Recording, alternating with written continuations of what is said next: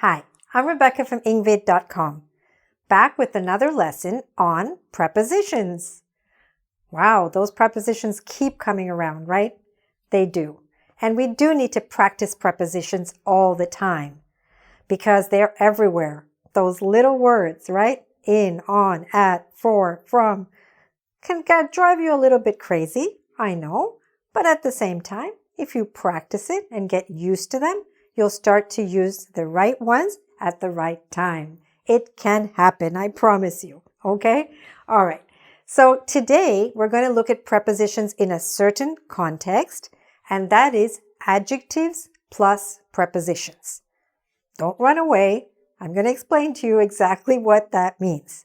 So first of all, let's just review again. What's a preposition? A preposition is that short, usually short, connecting word that shows us the relationship between different words in the sentence. As I said, like in, on, at, for, from, off, etc. Okay? That's a preposition. But now I said adjective plus preposition. So what's an adjective? An adjective is simply a word that tells us more about the noun, usually. So now you're asking, yeah, but what exactly is a noun anyway? Just remind me. Okay, so I'm going to remind you. So if the adjective tells us more about the noun is basically described as a person, such as Rebecca, a place, such as room, a thing, such as marker, or an idea, such as learning or motivation, something we can't see. Okay? That's a noun. And when you learn these adjectives, it's really helpful if you learn the preposition that goes with them, because otherwise it's likely that you might make a mistake, but this way will help you to not forget. Okay? So basically it's like this. Usually we have an adjective, okay, which is a word that describes a noun like interested, disappointed, involved, married, etc. That's followed by a preposition like in, on, at, etc. plus a few possibilities. These are the three main possibilities I put down just for you to understand in general how these sentences should flow. So it could be followed by just a noun, or a noun we said is what? Person, place, thing, animal, an idea, right? Or a noun phrase. Noun phrase is when there are a group of words and in there is a noun and maybe a few other words that describe that noun or around that noun. And it could also be followed by a gerund. Wow, so many grammatical words. Don't worry, don't run away. I'll explain them, okay? You'll get them. You'll hear these words again and again, okay, if you're learning English. So it's good to understand them once and for all. So a gerund is just a verb like swim, but usually with an ing after that. And that makes it a gerund, okay? Swimming, watching, learning, writing, reading. These are all gerunds, okay? So the usual combination is something like this. Now let's get to the practice, okay? This is where you start to really get it. So let's look at this example sentence. I'm interested in sports, okay? So here we have the adjective plus the preposition plus a noun. I'm interested in sports. Here we have another possibility. I'm interested in many sports. So we have here the adjective, the preposition, plus a noun phrase, as I mentioned. Or, again, I'm interested in swimming. Now what do we have? We have the adjective, plus a preposition, plus a gerund. Good for you. My goodness. You're becoming a grammar expert. And why is all that important? Because when you're trying to learn, it is useful to know these terms. Because then you can not only understand overall, it's good to understand overall and pick up the expressions, but it's also good to be able to analyze it and understand if you make a mistake or whenever you're trying to go forward and learn something more. Okay? So now let's look at the 12 expressions that I've chosen.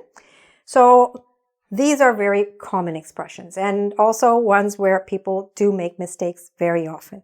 So again, I'm going to repeat this one because this one is probably the one where people make the most mistakes.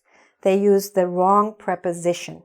So make sure you're using the right one. You're always interested in something or someone, okay? I'm interested in improving my English, for example, right? So what did I do there? I followed it with a gerund, okay? So it's very important that you say, I'm interested in improving my English. Gerund, not I'm interested in improve my English. That's a mistake. It would have to be the gerund of that form. Improving my English, learning more vocabulary, understanding the grammar. Okay? Good. Very good. Another one with in, another adjective. I'm disappointed in the results. Okay?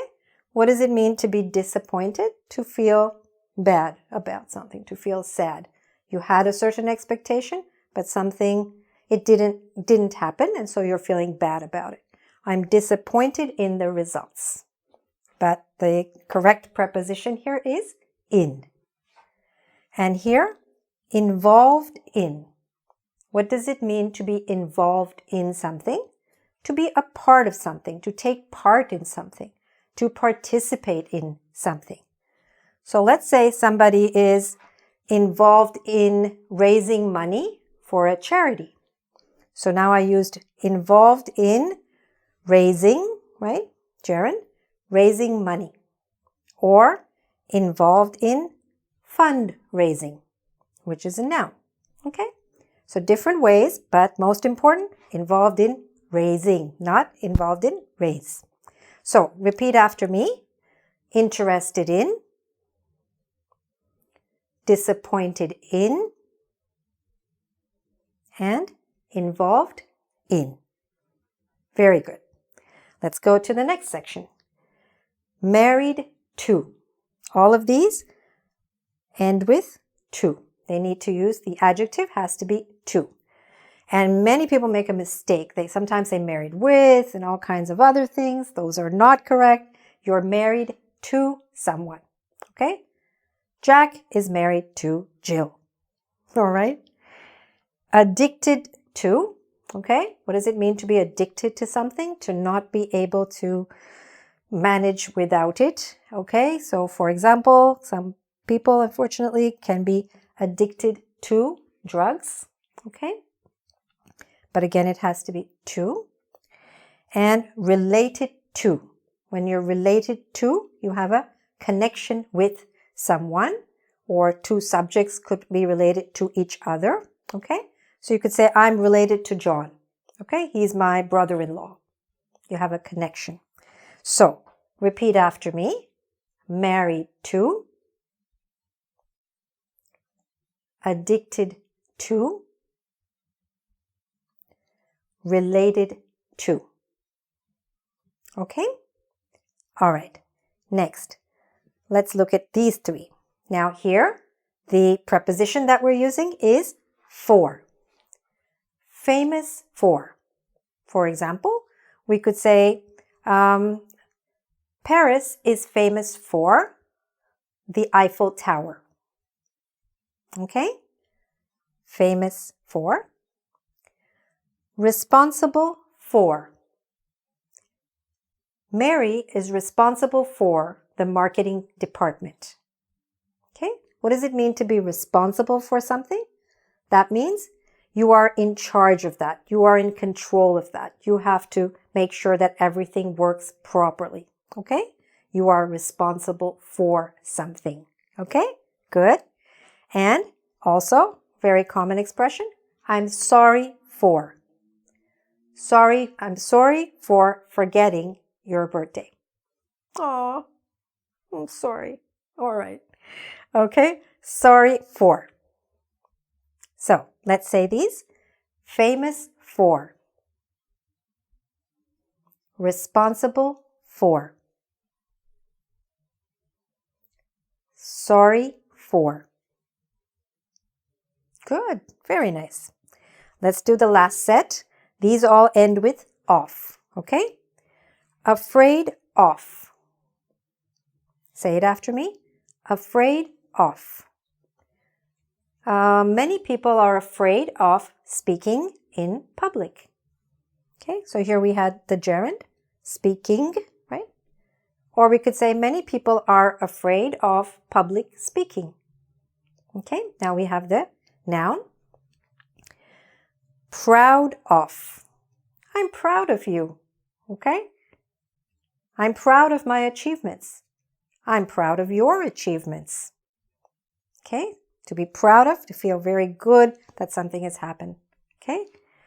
And capable of. What does it mean to be capable of something? To be able to do something. Okay? To have the ability to do something. You, for example, are capable of great things. All right? And that's what you're going to do here. You're taking the steps, you're motivated, you're learning, you're moving forward, and you're capable of great things, great results, great achievements. Congratulations. So let's repeat these, okay? Are you ready? Afraid of. Proud of. Capable of. Good. Okay. So I'm not sure if you will remember all of them right away. You might want to write them down, practice them, use them in your own sentences also. Okay. Write about yourself. What are you interested in? What were you disappointed in? What are you involved in? Make it personal. Talk about yourself. Talk about your family. Talk about your colleagues. As soon as we apply these, all of these kind of terminology, this vocabulary to our own lives, we create a stronger connection in our brain to help us remember them. Okay? So there are lots of strategies you can use, but first and foremost, let's do a little quiz to see how well you remember and which ones you need to review. Okay, so let's try some of them. Not all of them, some of them. And if you get them right, that's super. If you don't get them right, that's still fine. It's absolutely great. It'll tell you what you need to work on. Okay, so one way or the other, we're good. All right, number 1. She's married blank, my cousin. So, what do we say? Which preposition is it? She's married to my cousin. Okay? She's married to my cousin. Good. Number 2. I'm interested blank joining the course. What should it be? I'm interested in. I'm interested in joining the course. Good. Say it aloud too, I'm interested in joining the course. That way you get used to hearing it also, okay? Next, number 3. We're proud blank our children. What should it be? We're proud. Yes, good. Of. We're proud of our children. And I'm proud of you. Good for you. Number 4. He's afraid blank the dark. What should it be? He's afraid of the dark. Okay? Afraid of. Just like proud of. Number 5. Who's responsible? Sorry, let me try that again. Who's responsible blank organizing the conference? Which preposition do we need there? Who's responsible for? Who's responsible for organizing the conference? Good. Number 6. I'm sorry, blank, being late. What do we say there? I'm sorry for being late. Okay? Very nice. Number 7. I'm disappointed blank this phone. I spent so much money and I really don't like it. I'm very disappointed. What? In. Right. I heard you. Good for you. I'm disappointed in this phone. Okay?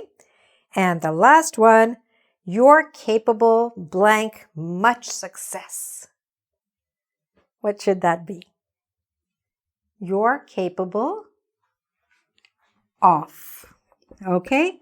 Very nice. You're capable of much success. And you are capable of much success. Just tell yourself up here, and then everything else will fall into place. Everything else will start happening. But decide up here, I'm capable of anything. I'm capable of a lot of success.